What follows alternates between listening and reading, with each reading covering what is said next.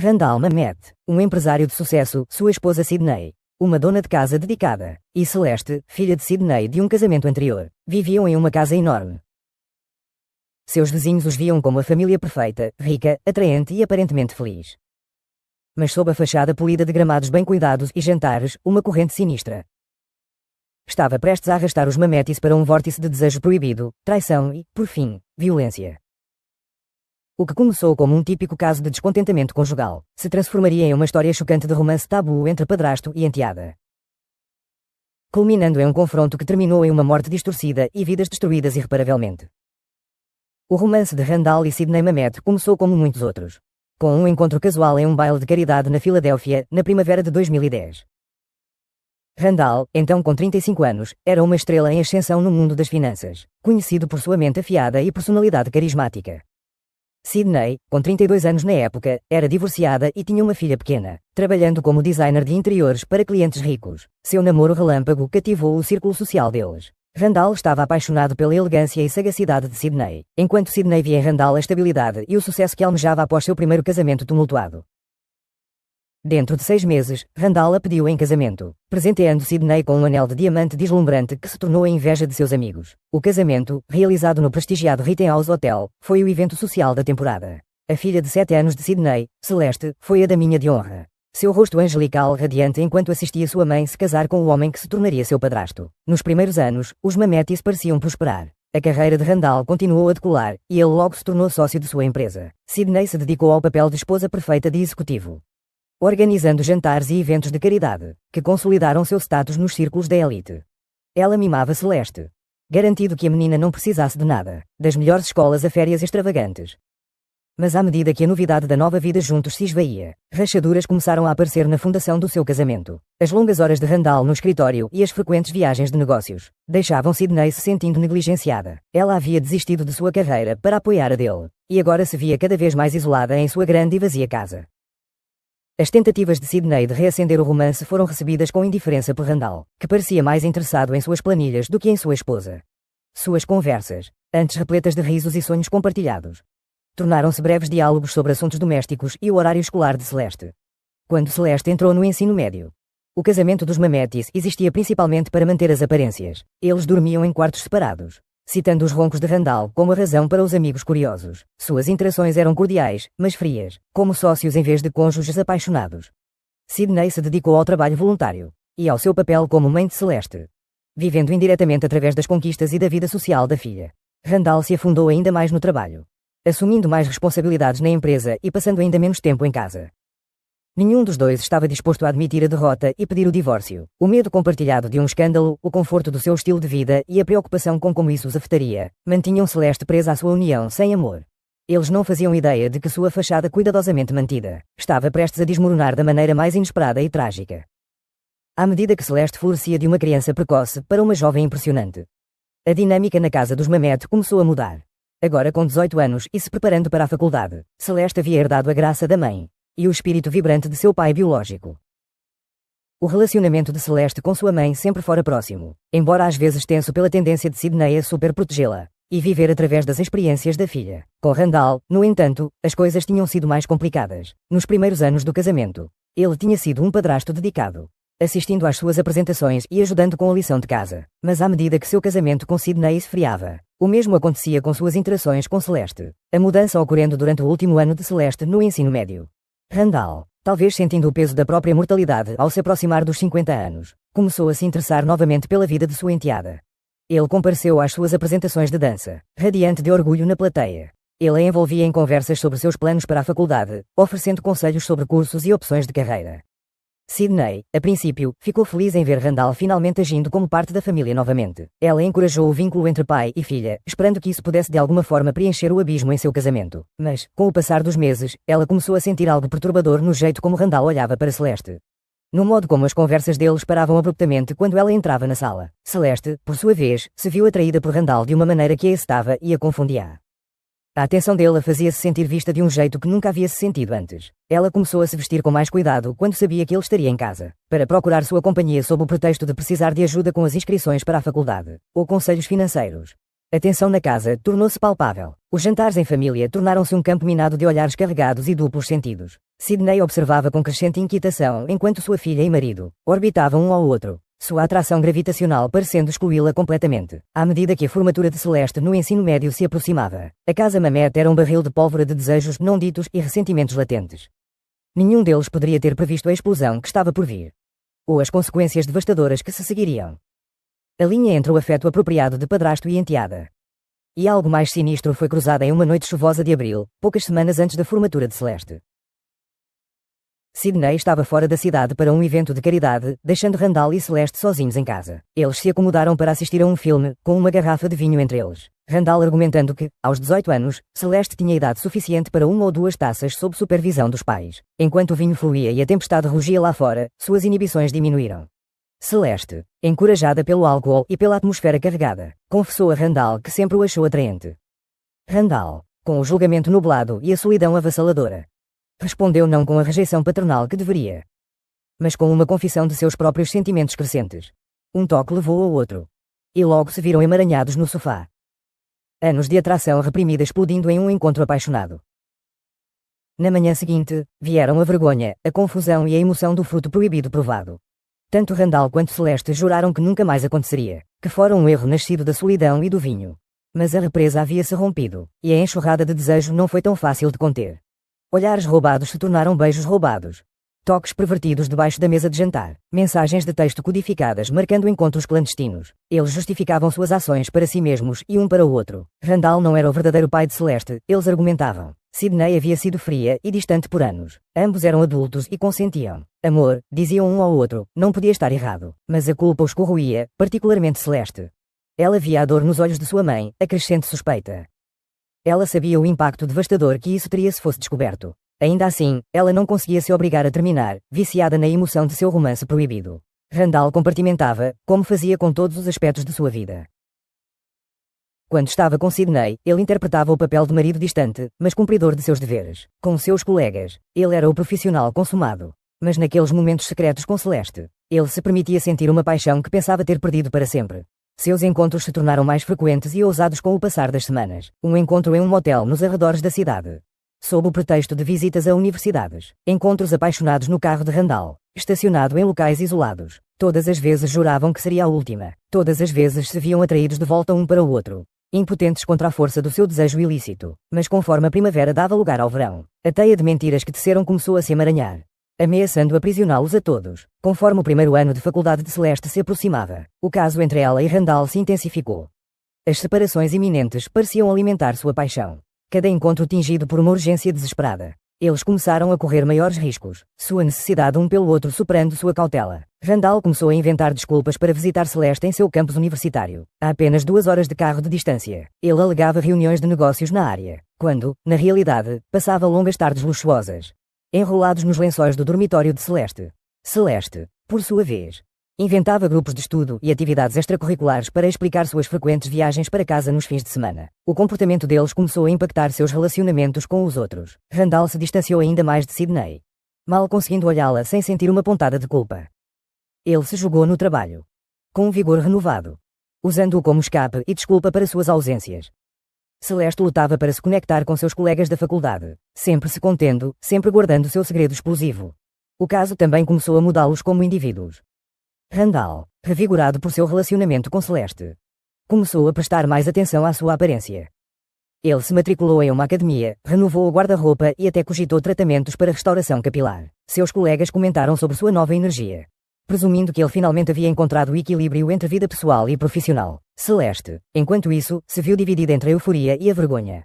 Ela se destacou nos estudos, canalizando suas emoções turbulentas para os trabalhos acadêmicos. Mas sua vida social sofreu. Ela rejeitou investidas de colegas de classe, incapaz de contemplar um relacionamento normal, enquanto estava envolvida com seu padrasto. Houve alguns alertas que deveriam ter servido como sinais de perigo. Uma vez, Sidney quase os flagrou em uma situação comprometedora na casa da piscina, salva apenas por um telefonema oportuno que atrasou sua chegada em casa. Em outra ocasião, uma das colegas de quarto de Celeste viu Randall saindo do quarto dela de manhã cedo, levando a perguntas constrangedoras que Celeste desviava desajeitadamente. Apesar desses quase flagras, Randall e Celeste se convenceram de que poderiam manter seu segredo indefinidamente. Eles começaram a fazer planos hesitantes para um futuro juntos, sussurrando sobre o dia em que finalmente poderiam ser abertos sobre seu amor.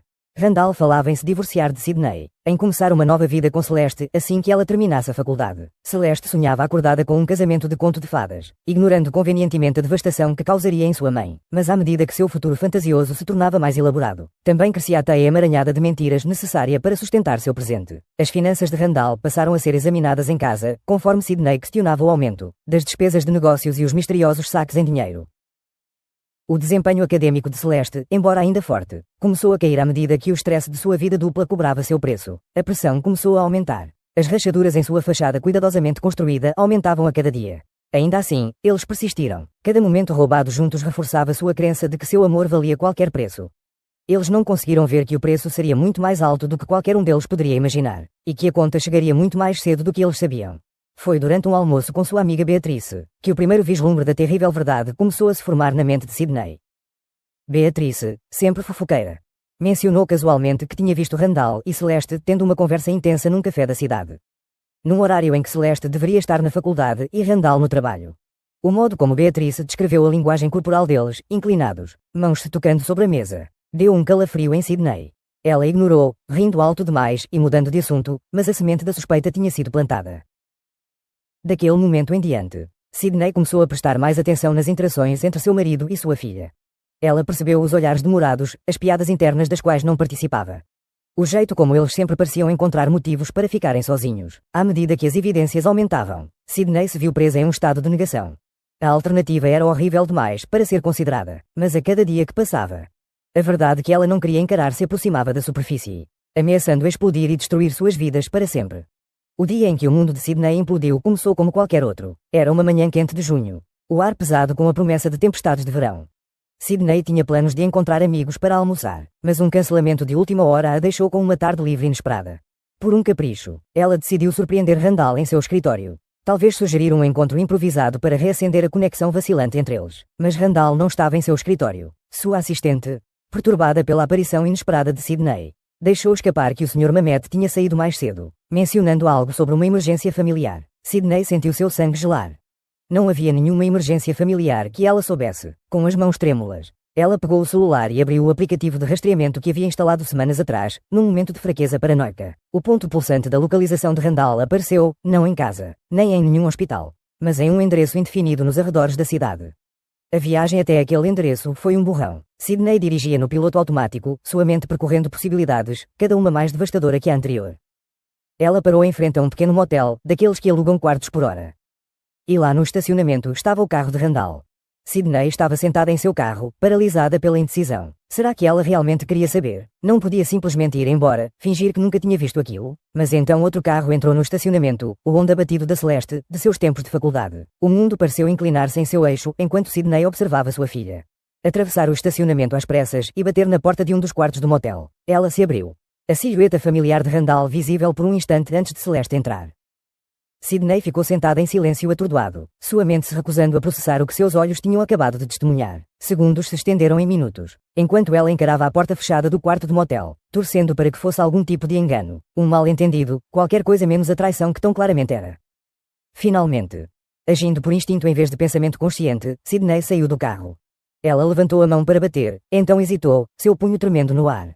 De dentro, ela podia ouvir risos abafados, a risada musical de Celeste, a risada mais grave de Randall. Os sons de felicidade e intimidade se contorceram como uma faca em suas entranhas. Respirando fundo, Sydney se recompôs e bateu fortemente na porta.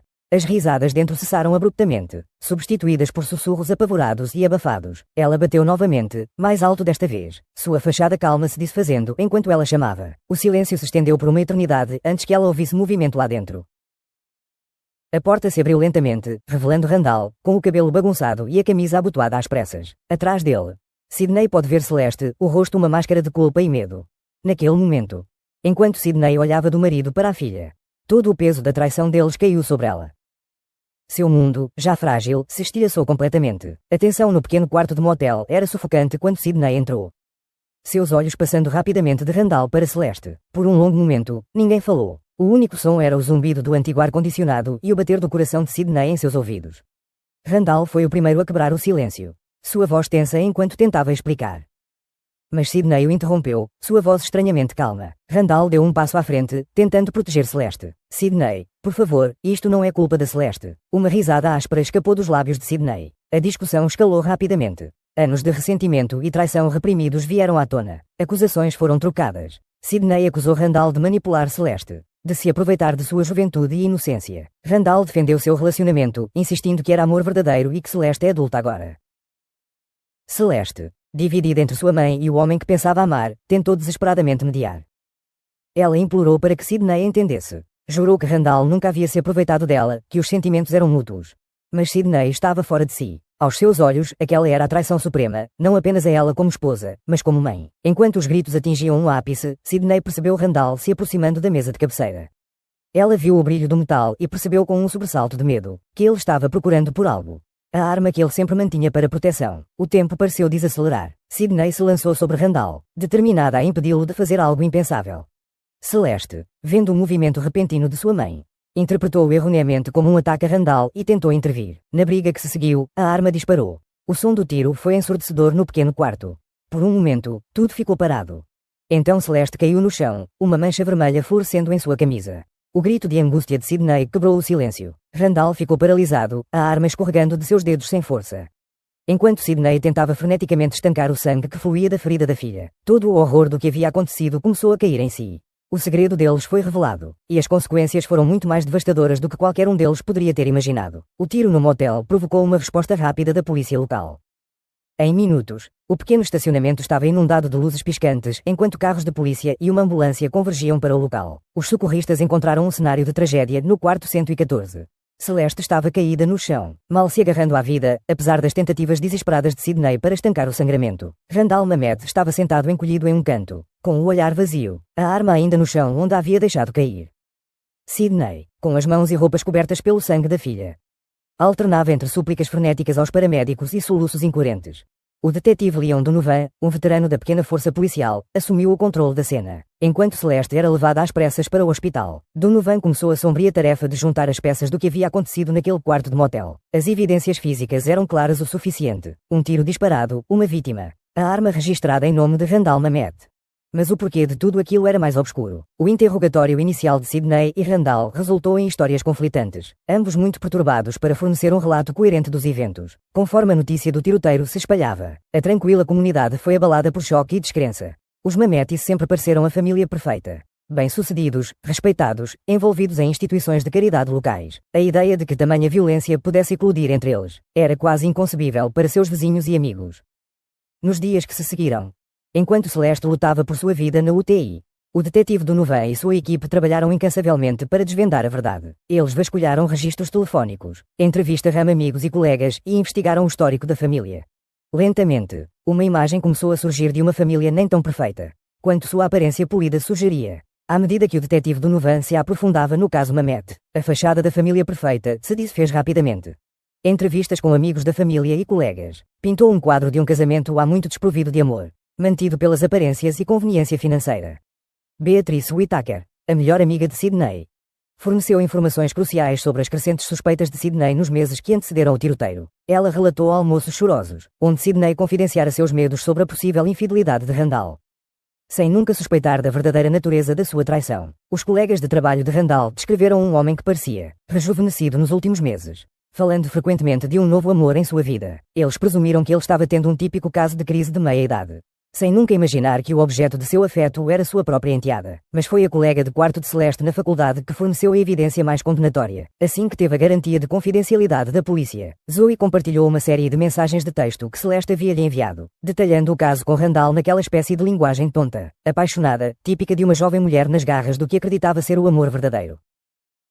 O rastro digital provou ser uma mina de ouro para os investigadores. Registros telefónicos solicitados mostraram centenas de ligações e mensagens entre Randall e Celeste, muitas vezes em horários estranhos. Registros financeiros mostraram um padrão de presentes caros de Randall para Celeste.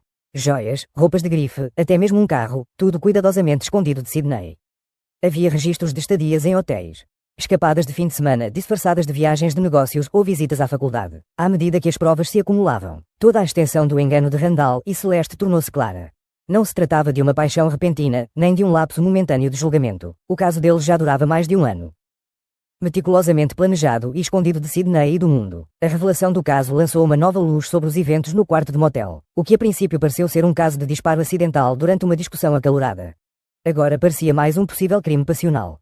Enquanto Celeste se recuperava lentamente no hospital, a pergunta na mente de todos era: quem realmente havia puxado o gatilho? Teria sido Randall, tentando silenciar Celeste para se salvar, Sidney, em um acesso de raiva por sua traição, ou a própria Celeste, tomada pela culpa e vergonha, ao ser confrontada por sua mãe. O detetive Donovan suspeitava que a verdade poderia ser mais complexa do que qualquer um deles havia inicialmente pensado.